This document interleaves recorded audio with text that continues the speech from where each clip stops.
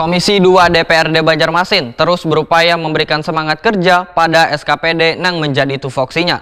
Salah satunya Dinas Koperasi Usaha Mikro Kecil Wan Tenaga Kerja Banjarmasin.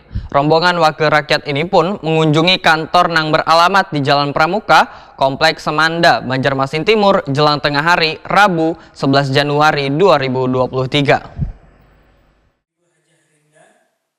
Komisi 2 DPRD Banjarmasin terus berupaya memberikan semangat kerja pada SKPD yang menjadi tupoksinya. Salah satunya Dinas Koperasi Usaha Mikro Kecil Wan Tenaga Kerja Banjarmasin. Rombongan wakil rakyat ini pun mengunjungi kantor yang beralamat di Jalan Pramuka, Kompleks Semanda, Banjarmasin Timur jelang tengah hari Rabu 11 Januari 2023. Kota Banjarmasin telah berhasil mengumpulkan total keuntungan 24,7 miliar yang dibukukan pada tahun 2022, yang tentunya sebagai badan usaha yang taat terhadap peraturan perundang-undangan sekaligus telah membayar pajak kepada negara kurang lebih 2,5 miliar. Kepala Dinas Koperasi Usaha Mikro Kecil Wan Tenaga Kerja Banjarmasin Isa Ansari Wetakuni Prima TV menyatakan kedatangan Komisi 2 ini menjadi pemicu bagi dinasnya dalam memaksimalkan segala pekerjaan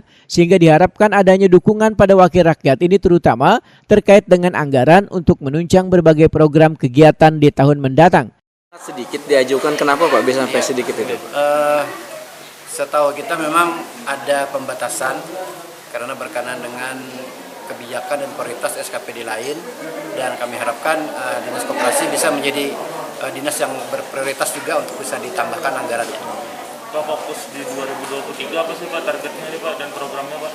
Fokusnya kita yang pertama, visi misi kita adalah meningkatkan kinerja atau pemulihan ekonomi secara khusus di Kota Banjarmasin. Untuk itu kami terus meningkatkan beberapa pelatihan-pelatihan sebagai bentuk kegiatan-kegiatan yang mendorong kegiatan-kegiatan ada di masyarakat.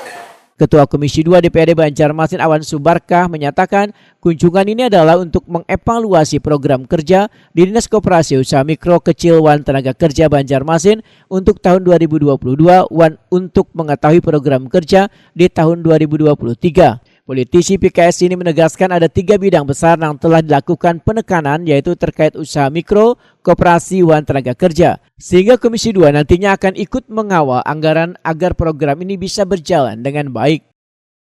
Iya betul, jadi Komisi 2 inilah yang merupakan mitra dari Dinas Koperasi Usaha Mikro dan Tenaga Kerja. Inilah yang terus kita lakukan untuk mengawal agar program-program dan anggaran ini bisa berjalan dengan baik dan sesuai dengan target-target yang sudah dirumuskan.